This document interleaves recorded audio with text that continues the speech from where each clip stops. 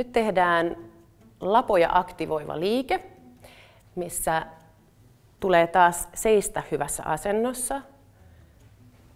Tästä vedetään nutturasta ylöspäin, leukaviistoon alas. Asetetaan lantio hyvään asentoon. Ja nyt yrität pitää sen pehmeän rangan asennon samanlaisena kuin se on koko ajan.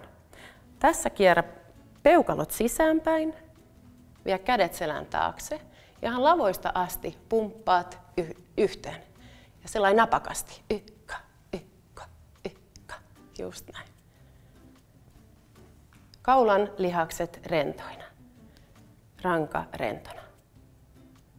Hyvä.